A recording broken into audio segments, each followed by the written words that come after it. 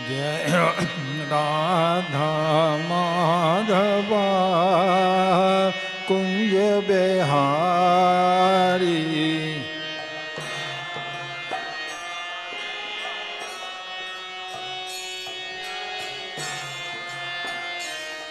जय राधा माधवा कुंज बिहारी।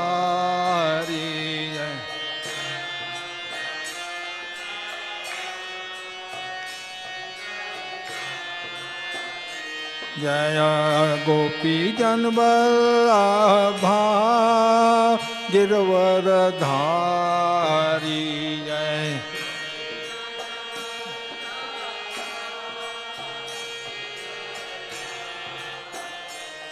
जय गोपी जन वल्लभा गिरवर धारी। जय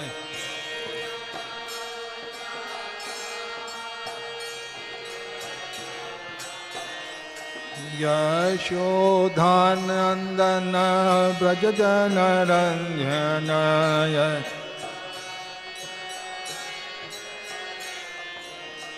यशोधानंदन ब्रज जन रंजन।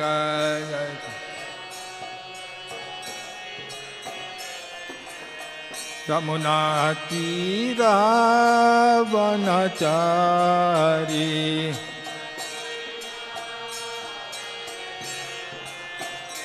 यमुना तीरा वनचारी।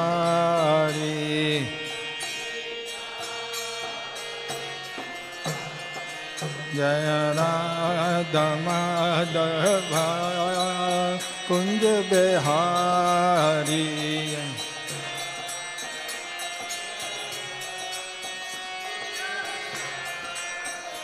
जय राधा माधवा कुंज बिहारी।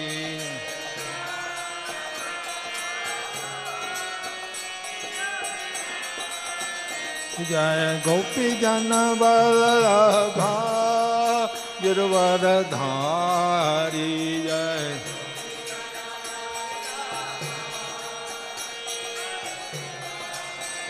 जय गोपी जन वल्लभा गिरवर धारी। जय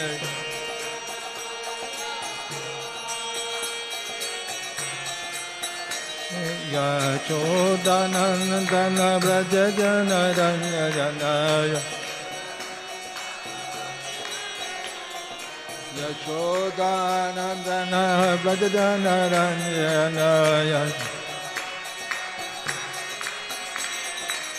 यमुना तीरा वनचारी। यमुना तीरा वनचारी। जय राधा माधवा कुंज बिहारी।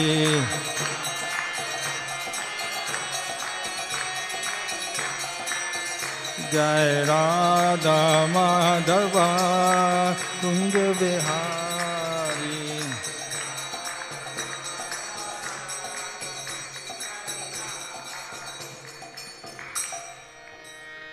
हरे कृष्णा कृष्ण कृष्ण हरे हरे हरे राम राम राम हरे हरे।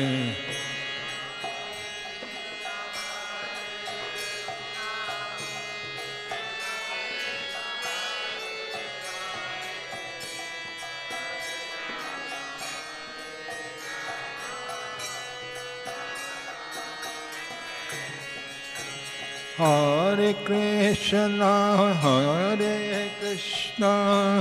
कृष्ण कृष्ण हरे हरे हरे राम राम राम हरे हरे।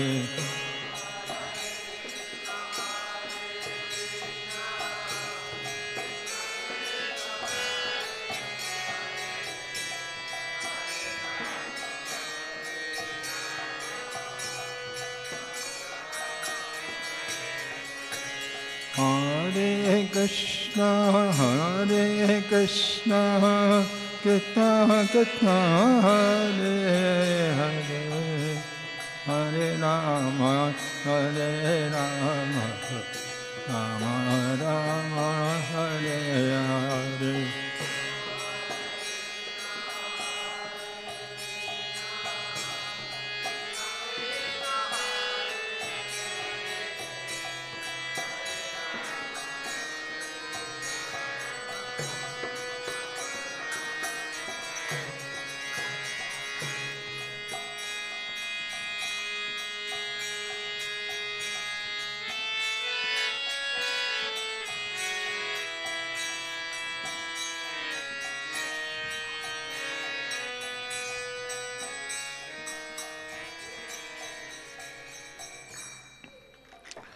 जय ओम विष्णुपाद परमहंस परिव्राजकाचार्य आस्तोत्तर सतश्री श्रीमद his divine grace AC Bhaktivedanta Swami Srila Prabhupada की जय। इस्कॉन BBT फाउंडराचार्य his divine grace AC Bhaktivedanta Swami Srila Prabhupada की जय।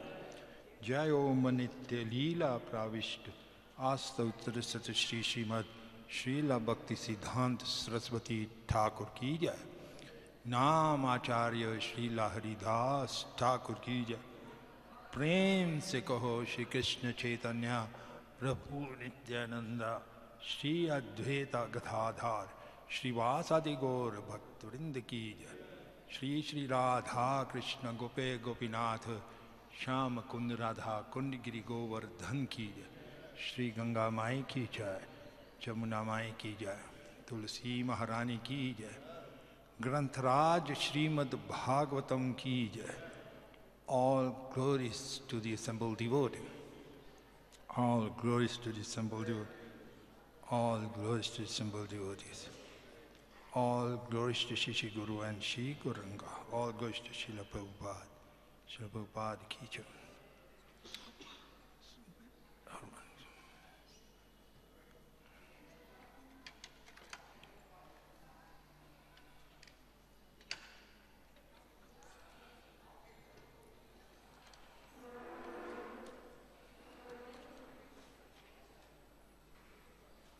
हरे कृष्ण।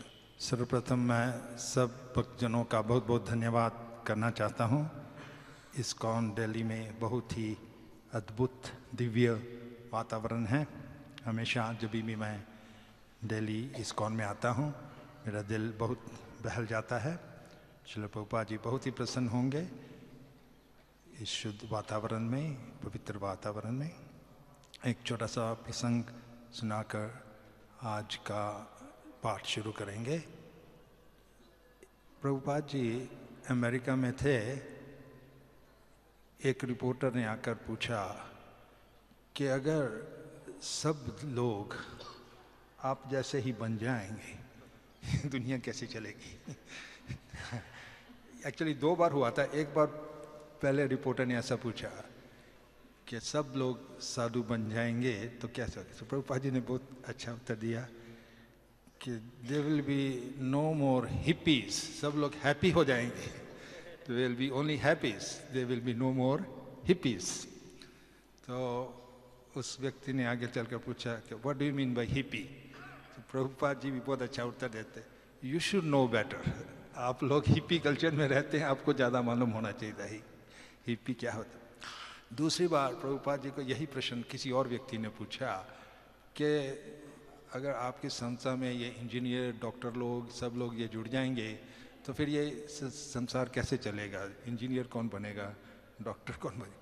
प्रभुपाद जी ने बहुत सुंदर उत्तर दिया, आप चिंता मत कीजिए, हमेशा कोई ना आप जैसे मूर्ख हमेशा ही रहेंगे जो कभी भी कृष्णा कॉन्शनेस में नहीं आएंगे।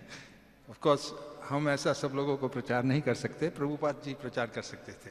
उन्होंने सीधा ही डायरेक्टली उसको कहा और उसने भी बहुत अच्छी तरह से इसको लिया। आज का पाठ प्रारंभ करेंगे। ओम नमो भगवते वासुदेवाय।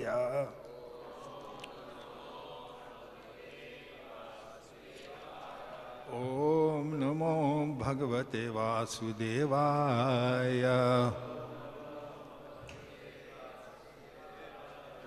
ओम नमो भगवते वासुदेवाय। नारायणं नमस्कृत्यं नरं चैव नरोत्तमं देवीं सरस्वतीं व्यासं ततो जयम् उदीरये। नष्टप्रायेषु अभद्रेषु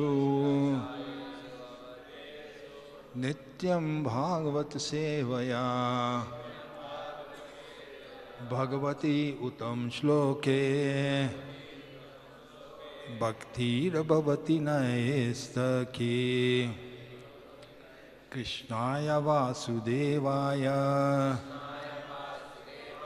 देवकीनन्दनाय च नन्दगोपकुमाराय गोविंदाय नमो नमः। हिंदी का भागवतम भी उपलब्ध है क्या? क्लास हिंदी में होगा ना?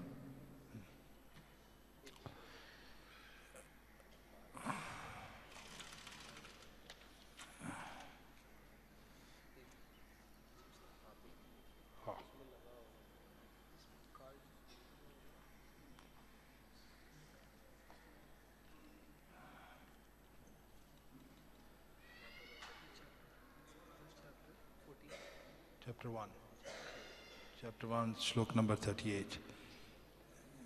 यह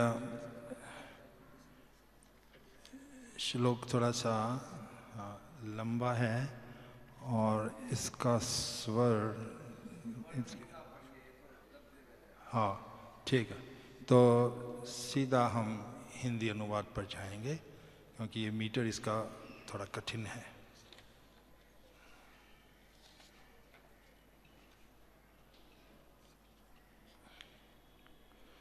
भगवान के अनुग्रह से महाराज प्रियव्रत का विवेक पुनः जागृत हो उठा।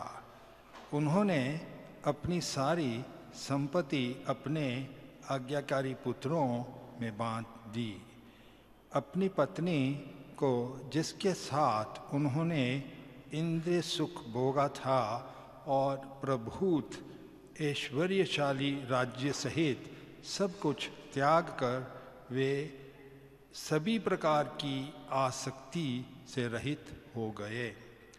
विमल हो जाने से उनका हृदय भगवान की लीलाओं का स्थल बन गया है। बहुत सुंदर है ये लिखा। पवित्र होने के कारण उनका हृदय भगवान की लीला का स्थल बन गया।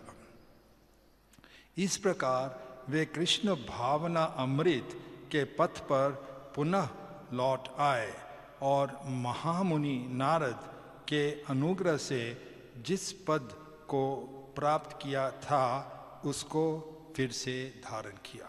अब मेरे पीछे दोहराइए। भगवान के अनुग्रह से महाराज प्रियव्रत का विवेक पुनः जागृत हो उठा। उन्होंने अपनी सारी संपत्ति अपने आज्ञाकारी पुत्रों में बांट दी। अपनी पत्नी को, जिसके साथ उन्होंने इंद्रिय सुख भोगा था और प्रभुत ऐश्वर्यशाली राज्य सहित सब कुछ त्याग कर वे सभी प्रकार की आसक्ति से रहित हो गए। विमल हो जाने से उनका हृदय भगवान की लीलाओं का स्थल बन गया। इस प्रकार वे कृष्ण भावना अमृत के पथ पर पुनः लौट आए और महामुनि नारद के अनुग्रह से जिस पद को प्राप्त किया था उसको फिर से धारण किया। तात्पर्य श्रील प्रभुपाद जी के द्वारा। अपने शिक्षाष्टकम में श्री चैतन्य महाप्रभु जी ने बताया है कि चेतो दर्पण मार्जनम भव महादावग्नि निर्वापनम। हृदय के स्वच्छ होते ही संसार की प्रज्वलित अग्नि तुरंत शामिल हो जाती है। हमारे हृदय भगवान की लीलाओं के लिए हैं। हमारे हृदय भगवान की लीलाओं के लिए हैं। इसका तात्पर्य यह कि जैसा भगवान ने स्वयं उपदेश दिया है, मन मना मद भक्तो मदयाजी माम नमस्कुरु, मनुष्य को चाहिए कि वह श्री कृष्ण का चिंतन करें। यही हमारा कर्तव्य होना चाहिए। जिस पुरुष का हृदय स्वच्छ नहीं होता वह भगवान की दिव्य लीलाओं के संबंध में सोच भी नहीं पाता। किंतु यदि वह भगवान का फिर से ध्यान धरे तो सांसारिक आसक्ति से सरलतापूर्वक विरक्त हो जाता है। लीलाओं के संबंध में सोच भी नहीं सकता। जिसका हृदय स्वच्छ नहीं होता वो भगवान की लीला को सोच भी नहीं सकता। किंतु यदि वह भगवान का फिर से ध्यान धरे तो संसारिक आसक्ति से सरलतापूर्वक विरक्त हो सकता है।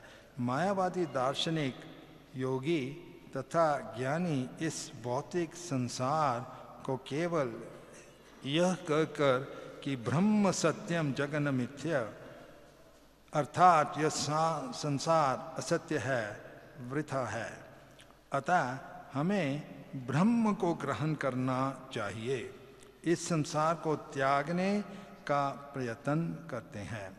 इस प्रकार का कोरा सिद्धांत लाभप्रद नहीं होगा। हमें यह विश्वास हो कि ब्रह्म ही वास्तविक सत्य है, ब्रह्म ही वास्तविक सत्य है, तो हमें अपने इंद्रियों में श्री कृष्ण के चरण कमलों को धारण करना चाहिए, जैसा कि महाराज अम्बरीश ने किया था। स वै मनः कृष्णा पदारविंद्यो। मनुष्य को अपने हृदय में ईश्वर के चरणारविंद धारण करने होता है, तभी उस सांसारिक बंधनों से मुक्त होने की शक्ति प्राप्त होती है। महाराज प्रियव्रत ने अपना ऐश्वर्यशाली साम्राज्य तथा अपनी सुंदर पत्नी को संगति को उसे मृत तुल्य मानकर छोड़ दिया। पूरी संपत्ति और अपनी पत्नी को भी मृत तुल्य मानकर छोड़ दिया। किसी की पत्नी कितनी ही सुंदर तथा आकर्षक क्यों न हो, किंतु मृत होने पर उसके प्रति कोई मोह नहीं रह जाता। हम सुंदर स्त्री की प्रशंसा उसके शरीर के कारण करते हैं, किंतु आत्मा के निकल जाने पर वह शरीर किसी कामी पुरुष को आकर्षक नहीं लगता। महाराज प्रियव्रत भगवत अनुग्रह से इतने बलवान थे कि उन्होंने अपनी जीवित पत्नी को मृतक तुल्य मानकर उसकी संगति छोड़ दिया।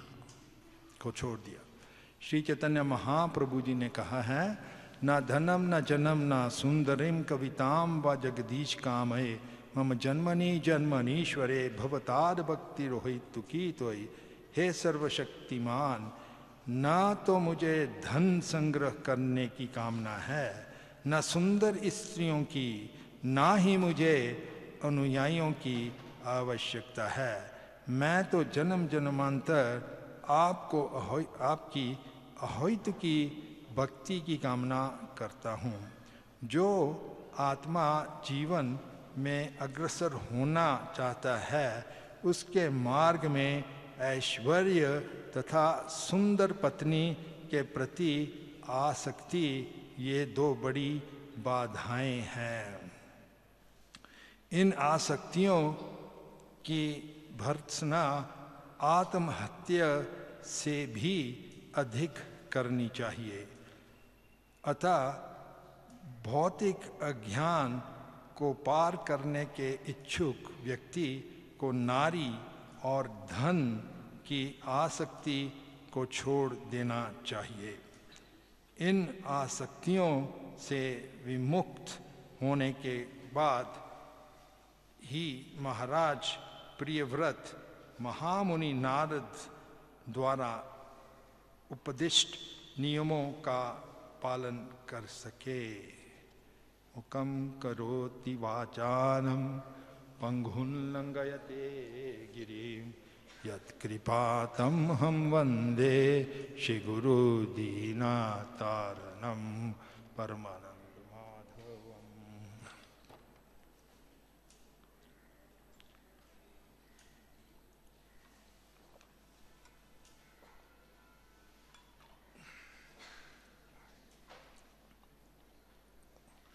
इस अध्याय में महाराज प्रियव्रत के क्रियाओं का वर्णन किया गया है।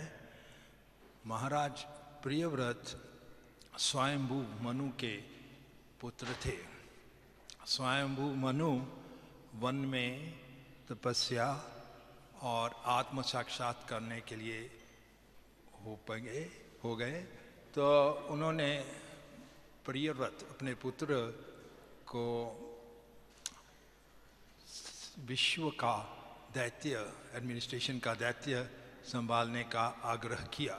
उस समय प्रियव्रत महाराज नारद मुनि के आदेशों पर भक्ति में मगन हुए थे, आत्म साक्षात्कार में लगे हुए थे।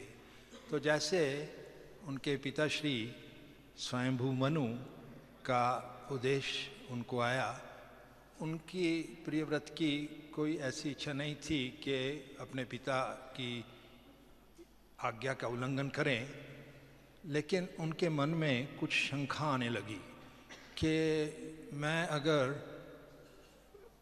दैत्य ये ले लूं, पूरे ब्रह्मांड का संचालन करने का, जिसका अर्थ ये भी है कि उसको गृहस्थ बनना पड़ेगा, तो क्या इससे मेरा जो आत्म साक्षात्कार का पथ जो है कुछ बाधाएं तो नहीं आएंगी।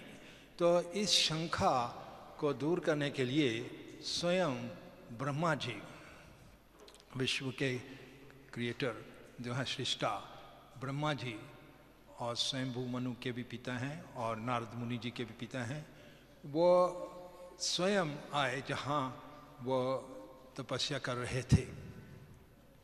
और ब्रह्मा जी ने समझाया, प्रिय पुत्र प्रियव्रत, चाहे कोई वन में जाए या चाहे घर में रहे, अगर वो उसकी चेतना भगवान में रही तो सफल हो सकता है। ऐसा नहीं कि मात्र वन में जाने से ही कोई सफलता प्राप्त कर सकता है, बल्कि अगले कुछ श्लोकों में और अगले स्कंद में वास्तव में ब्रह्मा जी का ऐसा रचना है कि स्थाने स्थि श्रुति गणा इवा। स्थान स्थिति, आप जिस स्थिति में भी हो, जिस कार्य में भी आप लगे हो, जो भी आपकी वृत्ति हो, कार्य को भी हो, स्थान स्थिति श्रुति गणा इवा। जीत अपि जीत, अजीत जो हैं, जो भगवान जिनको किसी भी तरह से जीता नहीं जाता, अगर मात्र हम उनके कथा का श्रवण करें, उनके गुणों का श्रवण करें, तो जो अजीत भी हैं वो भी जीत जाएंगे, हम उनको भी जीत सकेंगे। अपने पिताश्री और परपिता ब्रह्मा जी के आदेश पालन करने के लिए प्रियव्रत महाराज गृहस्थ जीवन में आ गए और ब्रह्मांड का संचालन करने लगे। और क्योंकि वह बहुत ही दक्ष थे और भक्त थे, तो उनके संचालन में सब तरह के सुख थे। और यहाँ तक कि उन्होंने सूर्य का जो काल चक्र है उसमें भी उससे जो कुछ बाधाएं आती थी, कई स्थानों में प्रकाश नहीं आता था, इसको भी सुधार लिया। ये कार्य किसी सामान्य व्यक्ति के लिए संभव नहीं था, क्योंकि वह भगवान के शुद्ध भक्त थे, इसीलिए वह ऐसा कार्य कर सके कि सूर्य के काल चक्र में भी सुधार ला दी, ताकि पूरा ब्रह्मांड में सूर्य का प्रकाश सुचारू रूप से आता रहे। तो गृहस्थ जीवन में आने में उन्होंने बरिष्मती जो विश्वकर्मा की पुत्री थी उनसे विवाह किया, और कई वर्षों तक उन्होंने ब्रह्मांड का संचालन करते रहे। फिर उनमें यह विचार आया, उनके मन में यह विचार आया कि इस गृहस्थ जीवन से मैं संतुष्ट नहीं हो रहा हूँ। उन्होंने अपने पुत्रों को, 7 पुत्रों को विश्व के अन्य भागों का दायित्व दे दिया। 7 आइलैंड्स थे, 7 द्वीप, उनका दायित्व दे दिया और ये निर्णय ले लिया कि अभी तो मैं गृहस्थ जीवन छोड़कर वन में जाकर पूरी तरह से शरण लूंगा। प्रभुपाद जी ने बहुत सुंदर बताया है कि महाराज प्रियव्रत, जैसे भी कोई भी भक्त भक्ति प्रारंभ भी करे तो अवश्य ही सफलता मिलेगी, काल में आने में सफलता मिलेगी। ये बात की पुष्टि भगवान श्री कृष्ण ने भगवद गीता में भी की है कि प्राप्य पुण्य कृताम लोकान उषित्वा शाश्वती सूचि नाम सीताम गेहे योग भ्रष्ट विझायते। कोई व्यक्ति कृष्णा कॉन्शनेस प्रारंभ करे, अगर पूर्णता से ना भी सफल हो तो अगले जन्म में पुण्य कृताम लोकम, स्वर्ग लोगों बहुत वर्ष भोगने के बाद वापस शुचि नाम सीताम गेहे योग भ्रष्ट विजायते, वापस इस धरती पर आकर उसको ऐसा जन्म मिलता है एक बहुत धनवान परिवार में, या फिर शुचि नाम ब्राह्मण के घर में जन्म मिलता है। और फिर यह भी कहते हैं भगवान के पूर्व अभ्यास न तनैवा, पूर्व अभ्यास से उसको अपने पूर्व जन्म में जो किए हुए हैं कार्य, उनकी स्मृति आती है प्रयास किए बिना। तो यह स्थिति महाराज प्रियव्रत की थी।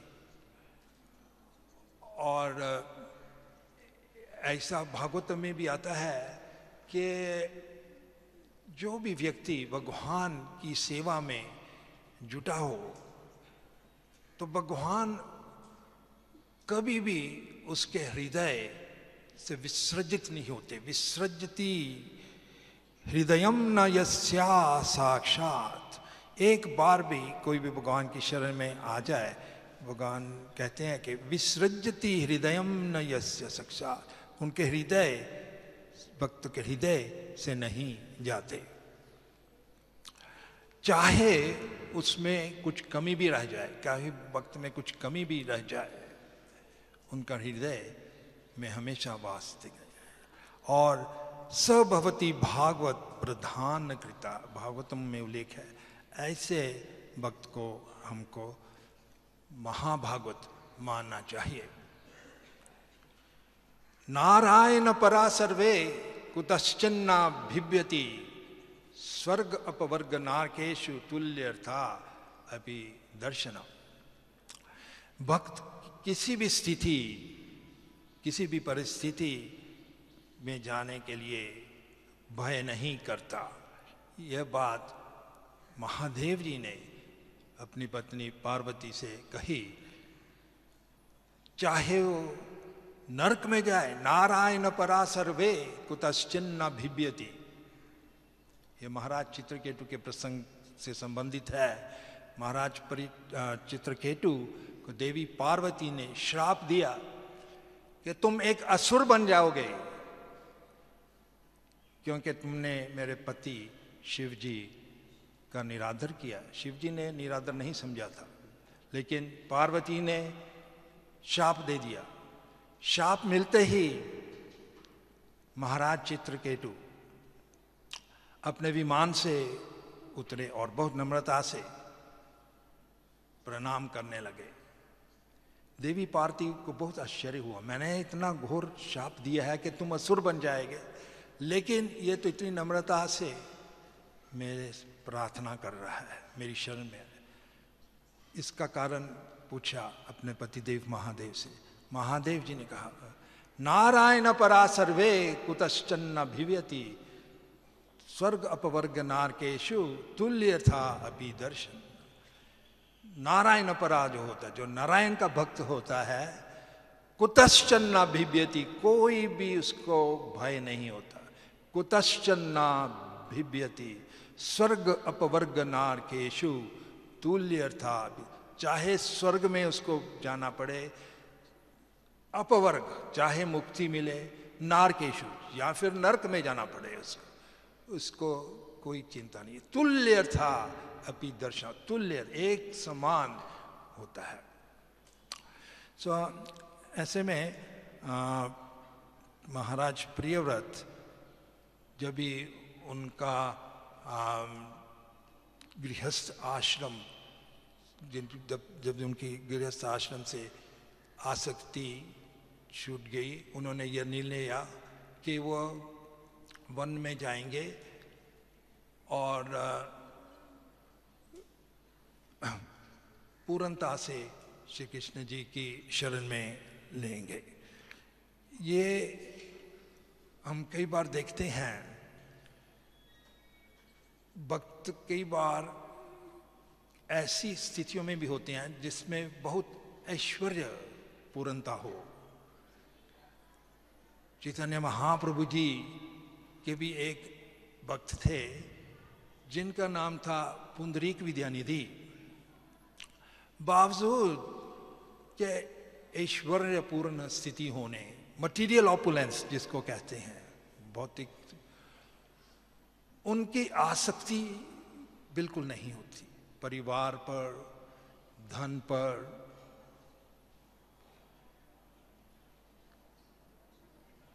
ये पुंडरीक विद्यानिधि एक चैतन्य महाप्रभु जी के महान भक्त थे, जगन्नाथपुरी में निवास करते थे। तो उस समय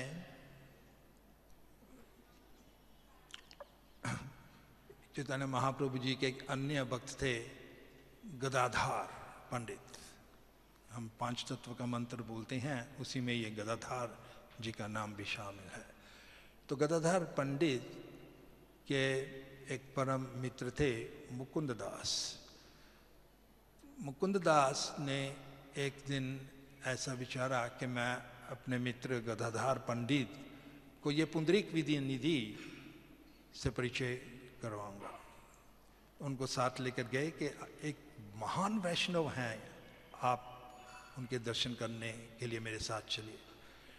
तो गदाधार पंडित उनके साथ गए मुकुंद दास के पास, और जैसे ही वो पुंडरीक विद्यानिधि के निवास तक पहुँचे, दूर से ही गदाधार पंडित ने देखा कि ये पुंडरीक विद्यानिधि जो थे एक बहुत ऐश्वर्य पूर्णता से जीवन व्यतीत कर रहे थे। रेशम के कपड़े डाले हुए थे, हर एक उंगली में सोने के कीमती जेवर डाले हुए थे, पान चूरे खा रहे थे,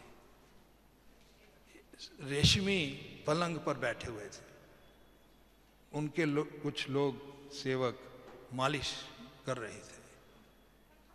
तो ऐसा जब भी गदाधर पंडित ने देखा तो उनके मन में एक बहुत शंका आने लगी।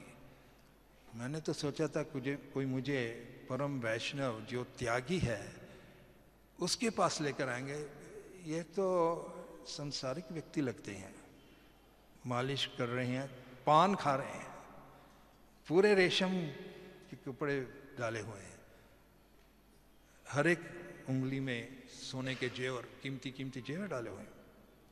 उनके मन में शंका आने लगी। और मुकुंद दास उनके साथ जो गए थे बहुत बुद्धिमान थे, उन्होंने समझ लिया कि इनके मन में तो कुछ शंका आ रही है। तो उन्होंने श्रीमद् भागवत से एक श्लोक रचा। ये श्लोक उद्धव जी द्वारा रचा गया है, चौथे स्कंद में आता है कि अहो बकीयन सन्न कालकूटम जिगाम स्यादपि असाध्वी लेवे गतिम दात्री ततो अन्य किम वा शरणम व्रजेना। उद्धव जी कहते हैं, मैं उन प्रभु के सिवाय किन की शरण लूं जिन्होंने बकी, बकी किसको कहते हैं? पूतना का नाम है, पूतना का नाम है बकी। ओहो बकी यन कालकूटम जिगम स्यादपि असाधि लेब गतिम धात्री उचितम ततो अन्यम कम वा शरणम ब्रजेना। मैं उनके सिवाय किस और की शरण लूं जिन्होंने एक पूतना जो कि अपने स्तनों से जहरीला दूध पिलाने के लिए आई थी, प्रयास करने के लिए कि कृष्ण, बेबी कृष्ण की मृत्यु हो जाए। कृष्ण ने तो ये समझा इसने तो मुझे दूध पिलाने का प्रयास किया है, ये तो मेरी माता है धात्री उचितम, और उनको ऐसा स्थान दे दिया अपनी माता जैसा। उद्धव जी कहते हैं कि मैं इनसे बढ़कर किस और व्यक्ति की शरण लूं। तो जैसे ही मुकुंद दास ने यह श्लोक रचा, उन्होंने थोड़ा ऊंचे स्वरों में रचा ताकि गदाधर पंडित सुन पाए ये श्लोक। गदा पंडित पुंडरीक विद्यानिधि सुन पाए। जैसे ही पुंडरीक विद्यानिधि ने यह श्लोक सुना, इतने वो भावुक हो गए, उनके शरीर में अष्टविकार आने लगे। ये प्रेम के लक्षण है, महाभागवतों के लक्षण है। ये किसी सामान्य व्यक्ति में ये अष्टविकार नहीं आते। और उनको संभालने के लिए वो धरती पर रुलने लग गए, नेत्रों से आंसू बहने लगे, इतने भावुक हो गए, प्रेम मगन हो गए। 18 व्यक्ति भी उनको बहुत कठिनता से संभाल पाए। ये कोई प्रिटेंशन नहीं था, फ्रॉड नहीं था, बल्कि उनका असली प्रेम के विकार थे। तो जैसे ही उन्होंने ये देखा, गदाधर पंडित ने, उन्होंने सोचा मैंने तो बहुत बड़ा अपराध किया।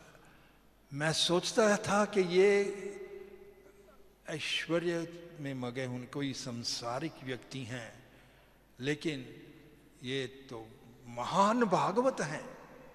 हालांकि ये गृहस्थ जीवन में है और बहुत ऐश्वर्य भोग रहे हैं अपेरेंटली बहुत, पर उनका चिंतन जो है, चिंतन पूरे भगवान से, इसलिए वो इतने भावुक हो गए। बाद में श्री गदाधर पंडित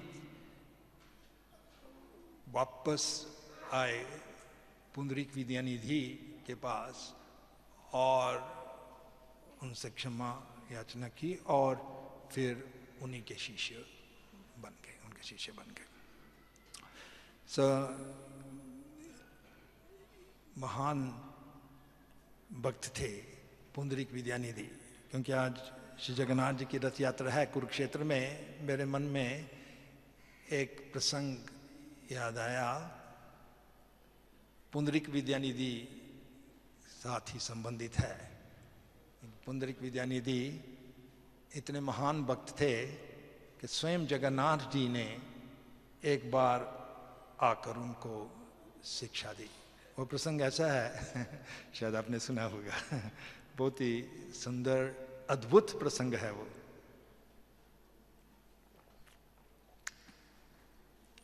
दिसंबर पौष के मास में जगन्नाथ जी को नए वस्त्र, गर्म वस्त्र पहनाए जाते हैं। इस उत्सव को ओडन षष्ठी कहते हैं। और ये ओडन षष्ठी में जगन्नाथ जी के लिए पुजारी नए वस्त्र तैयार कर कर पहनाते हैं। ये वस्त्र जो होते हैं, वहाँ की पद्धति है पहले स्टार्च में डालते हैं ताकि ये कड़क रहे और फिर जगन्नाथ जी को पहनाते हैं। जब भी पुंडरीक विद्यानिधि ने ये देखा तो वो कहने लगे, सोचने लगे, ये क्या आपकी पद्धति है? ये कपड़े जो हैं ये स्टार्च में डालने से अपवित्र हो जाते हैं। स्टार्च में डालने के बाद कम से कम आप धो तो लो इनको, धोने के बाद ही जगन्नाथ जी को आप पहनाना चाहिए, नहीं तो आप अपवित्र वस्तु पहना रहे हैं उनको। लेकिन पांडा लोग कहने लगे, हमारी तो यह रीति रिवाज है, परंपरा से हम यही कर रहे हैं और हम यही करेंगे। लेकिन दिन भर पुंडरीक विद्यानिधि का मन असंतुष्ट रहा, टोकते रहे उनको बार बार, लेकिन उन्होंने नहीं मानी। रात को जब भी पुंडरीक विद्यानिधि विश्राम से वही बात पर कैसे पंडा हैं वो जगन्नाथ जी को अपवित्र वस्त्र पहना रहे हैं, सो गए। जब भी उनको नींद आ गई तो ये दोनों भाई जगन्नाथ जी और बलराम जी आए और उसको दोनों ने खूब पीटा। जगन्नाथ जी ने बलराम मुख्य माने, एक नहीं इधर से एक नहीं इधर से, और काफी पीटा। और उनको ऐसे भी कहा, देखो पुंडरीक, यहाँ के रीति रिवाज आप मत बदलने का प्रयास करो, हम बिल्कुल प्रसन्न हैं, वो जो पुजारी कर रहे हैं हमारे साथ मैं उनसे संतुष्ट हूँ, आप मत कुछ भी परिवर्तन कर। सुबह जब भी पुंडरीक विद्यानिधि उठे तो क्या देखते हैं, आईना में उनका मुंह एकदम फूला हुआ, एकदम सूजा हुआ। उनको लज्जा आने लगी, अभी मैं कैसे बाहर जाऊंगा, लोग क्या कहेंगे। तो वो गए नहीं, घर में ही बैठे रहे। उधर ये पुंडरीक विद्यानिधि और स्वरूप दामोदर जो चैतन्य महाप्रभु जी के सेक्रेटरी थे, उन दोनों का नियम था हर रोज दोनों मिलकर जगन्नाथ जी के दर्शन करने जाया करते थे। तो जब भी काफ़ी समय हो गया पुंडरीक विद्यानिधि उनके घर नहीं पहुंचे, तो स्वरूप दामोदर ने सोचा कि कुछ अनर्थ ना हो गया हो, शायद उनका स्वास्थ्य ठीक भी है कि नहीं, क्यों नहीं आए, चलो मैं ही चलकर देखता हूँ। तो वो पहुँचे पुंडरीक विद्यानिधि के निवास तक, तो वहाँ देखा उनका तो मुंह इतना फूला हुआ था, पूरा सूजा हुआ था। तो पूछने लगे, पुंडरीक प्रिय, ये कैसे हो गया, आपका मुंह तो इतना फूला हुआ, इतना सूजन हुआ। तो पुंडरीक विद्यानिधि कहने लगे, मैं क्या कहूँ, मैं दिन भर उनको टोकता रहा पुजारियों को, रात को वो जगन्नाथ जी और बलराम आए और उन्होंने खूब मुझे मुक्के मारे। और बलराम जी काफ़ी हैवी है, पूरे ब्रह्मांडों को अपने शीर्ष पर रखा हुआ है। तो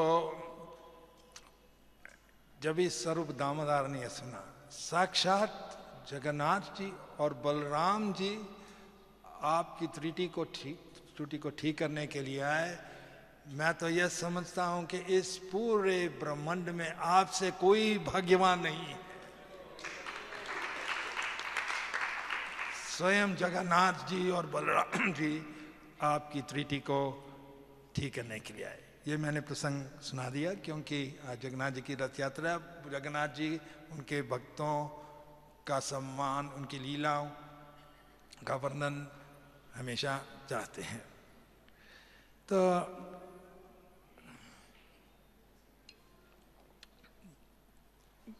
घर त्यागना, ऐसी संपत्ति त्यागना, चैतन्य महाप्रभु जी ने भी त्यागा।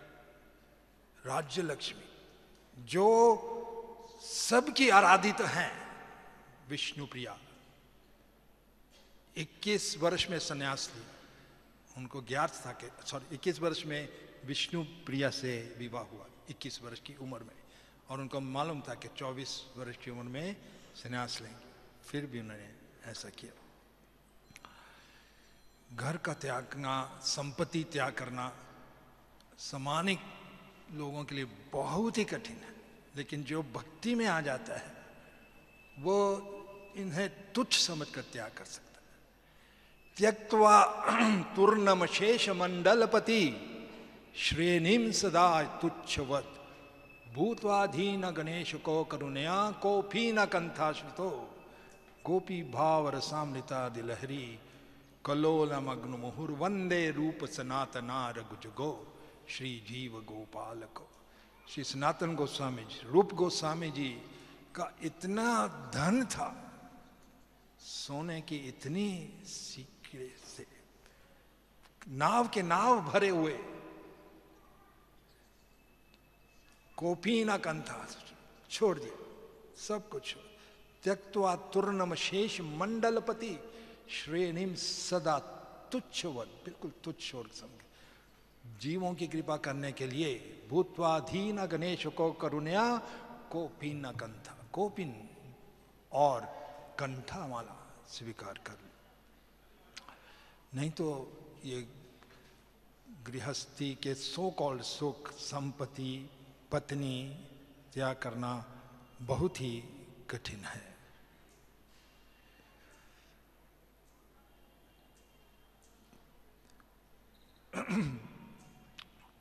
खासकर हमको इस बात पर ध्यान देना चाहिए, शास्त्रों का उल्लेख, जो स्त्री और पुरुष में आसक्ति होती है वही जीव का इस संसार के चक्र में बंधे रहने का कारण होता है, और यह बहुत ही कठिन है। शास्त्रों ने हमें बार बार चेतावनी दी है। एक बार श्री व्यासदेव जी अपने शिष्य जैमिनी ऋषि को उपदेश दे रहे थे, और उपदेश में एक श्लोक रचा था व्यासदेव जी ने कि मात्रा स्वरा ससरा दुहित्रवा ना विविक्षितनो भवेत बलवान इंद्रिया ग्रामो विध्वंसम अपि कर्षति। व्यासदेव जी जैमिनी ऋषि को यह उपदेश दे रहे थे कि किसी भी व्यक्ति को, चाहे उसकी माता हो, चाहे ससुरा, ससुरा कहते हैं बहन को, ससुरा, दुहितरा चाहे बेटी हो, उसके समीप नहीं अकेले बैठना चाहिए, उसी आसन पर नहीं बैठना चाहिए। मात्रा स्वसरा दुहितरा वा न विविक्षनो भवेत, विविक्षनो निकट नहीं बैठना चाहिए। बलवान इंद्रिया ग्रामो, ये इंद्रियां जो हमारी हैं ये बहुत ही बलवान हैं। विध्वंसम अपि कर्षति, ये श्लोक पर जो अंतिम श्लोक है इसका लाइन विध्वंसम ना विध्वंसम अपि कर्षति, इसका मतलब यह है विध्वंसम, विध्वंसम कहते हैं जो बहुत विद्वान होते हैं। सो इसका पूरा ट्रांसलेशन यह है, व्यासदेव जी कहते हैं जैमिनी को, कोई भी विद्वान तक भी व्यक्ति क्यों ना हो, उसको अपनी माता या ससुरा, बहन या दुहितरा, बेटी के साथ अकेले नहीं बैठना चाहिए। विद्वान ये शब्द यूज किया है, विध्वंसी, विध्वंसी अपि कर्षति, थैंक यू, विध्वंसी अपि कर्षति। तो ये श्लोक सुनकर जैमिनी ऋषि के मन में कुछ शंका आने लगी और उन्होंने व्यासदेव जी से पूछा, गुरुदेव आपने ये जो कहा इसके बारे में मुझे शंका आ रही है, क्योंकि विद्वान लोग तो अपनी इंद्रियों को बस में कर ही होंगे, तो ये कैसे फिर आपने श्लोक कहा।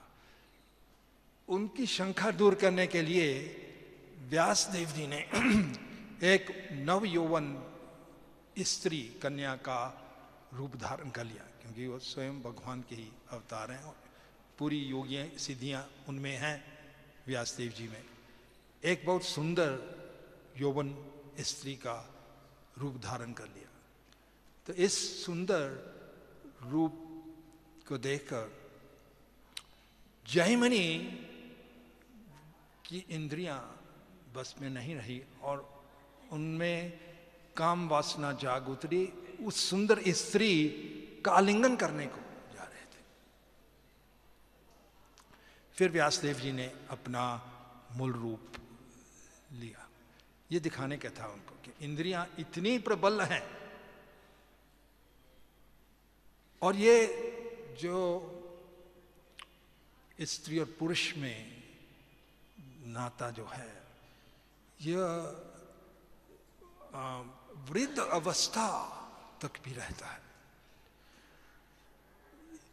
जो स्त्री और पुरुष में जो अट्रैक्शन आकर्षण है, यह हमारा जो कृष्ण जी के साथ गोलोक वृंदावन में जीव का कृष्ण जी के प्रति प्रेम है, उसका एक अंग्रेजी में कहते हैं परवर्टेड रिफ्लेक्शन, चाहे कहो प्रतिबिंब है उसका रिफ्लेक्शन। उसी वही जो हमारा श्री कृष्ण जी के प्रति प्रेम है वो इस जगत में काम रूप बनकर आता है, उसका प्रतिबिंब लस्ट या काम होता है। और चाहे वृद्ध अवस्था में भी हो, वृद्ध अवस्था में भी यह रहता है। एक बार अकबर के मन में एक ऐसा प्रश्न आया कि काम वासनाएं पुरुष की या चाहे स्त्री की कब तक रहती हैं? क्या कोई एज है, कोई उम्र है जब ये काम वासना दूर हो जाएगी? बीरबल ने कहा नहीं, मृत्यु के समय तक रहती है, काम वासनाएं रहती हैं। जब भी अकबर को फिर भी शंका थी तो बीरबल ने उसको समझाने के लिए एक क्रिया रची। वो ऐसे थी, उस समय एक बहुत ही वृद्ध व्यक्ति था, तकरीबन शरीर त्यागने वाला, शरीर सड़ जा रहा था, उसका उठ नहीं पा रहा था, बोल भी नहीं पा रहा था, बिस्तर पर लेटा हुआ था। बीरबल बादशाह अकबर को अपने साथ लेकर गए और उनको प्रशिक्षण किया था अकबर को, हम दोनों चलेंगे जहां ये लेटा हुआ अपने बिस्तर पर, आप अपनी यौवन बेटी को साथ लेकर आना और कुछ नहीं करना, आप खाली उसके मुख का जो इंप्रेशन है, मुख पर ध्यान देना। किसका? जो पेशेंट है, जो मरने वाला है, खाली उस पर ध्यान देना, अपनी नजर उसके पर रखना। अकबर बीरबल के साथ गए और सबसे पहले यौवन बेटी थी अकबर की, उसको आगे भेजा। बाद में अकबर और बीरबल आए। अकबर देखता रहा उसके मुख में क्या इंप्रेशन है। इतना वृद्ध था, मृत्यु होने वाली थी, पर उसका ध्यान सबको छोड़कर उस बेटी की पर गया, कन्या पर गया। से अकबर को विश्वास हुआ ये बहुत ही प्रबल है, इसलिए व्यासदेव जी ने कहा है कि बलवान इंद्रियां ग्रायम।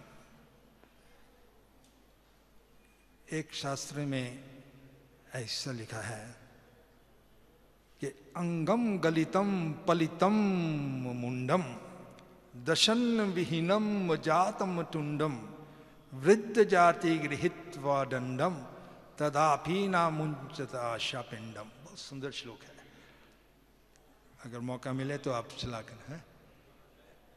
आई will read it first then I will explain that. अंगम गलितम, उसके शरीर, एक वृद्ध व्यक्ति की बात कर रहे हैं।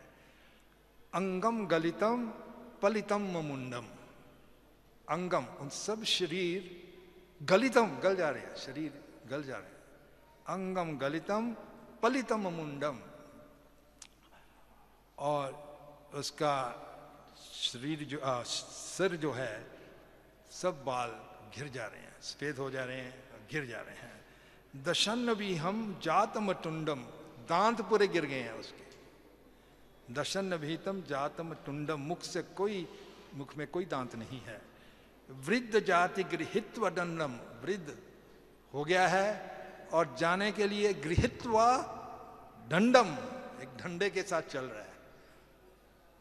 फिर भी तदापि ना मुंचत आशा पिंडम, फिर भी सुख भोगने की आशा नहीं छोड़ रहा, फिर भी सोचता है कि कुछ ना कुछ सुख तो मुझे मिलेगा। तकरीबन समय हो गया है, बस एक छोटा सा बताएंगे हम बात कि हम सब श्रील प्रभुपाद जी के ऋणी हैं। हमको समझना चाहिए Prabhupada ji, he has made us fortunate. एतच एव हि सत्य शिष्या कर्तव्यम गुरु निष्कृतम तद वै विशुद्ध भावेना सर्वार्थ आत्मा अर्पण गुरु। बहुत सुंदर श्लोक है ये। सांडीपानी मुनि ने श्री कृष्ण जी और सुदामा जब भी वो लौट के आए वन से, एक रात पूरी बिताई वन में, बहुत कष्ट सहे, आंधी आ गई थी, तूफान आ गया था। इन सब का अप्रिशिएट करते हुए सांडीपानी मुनि जी ने कहा, बहुत सुंदर श्लोक है, और यही श्लोक का पालन महाराज प्रियव्रत ने भी किया। श्लोक ऐसा है, एतच एव ही सत्य शिष्य, जो भी सच्चे शिष्य है, एतच एव ही सत्य शिष्य कर्तव्यम गुरु निष्कृतम, अपने गुरु पर जो ऋण है वो उतारने का प्रयास करेगा। कर्तव्यम गुरु निष्कृतम, जो हमारा गुरु के प्रति आभार है या डेट है, कर्ज है, वो हम कभी नहीं उतार पाएंगे। जो हमें गुरुदेव ने, श्रील प्रभुपाद जी ने, सब इस्कॉन के आगामी 10,000 वर्षों के लिए प्रभुपाद ही शिक्षक गुरु हैं। जो इन्होंने दिया है प्रभुपाद जी ने, उसका आभार कभी हम झुका नहीं, उनका पेमेंट नहीं, कभी नहीं उठा, कभी नहीं झुका। फिर भी प्रभुपाद की प्रसन्नता के लिए हम उनके दिए हुए नियमों, आज्ञाओं का पालन करेंगे। सो ये श्लोक बहुत सुंदर श्लोक है। एतच एव हि सत्य शिष्य कर्तव्यम गुरु निष्कृतम, गुरु के प्रति अपना भार झुकाने का है। फिर आगे चल कर कहते सवैध विशुद्ध भावेना, हमेशा शिष्य को अपने गुरु के प्रति एकदम शुद्ध भाव रखना चाहिए। सर्व अर्थम, जो कुछ उसकी संपत्ति है गुरु के प्रति समर्पित कर देनी चाहिए।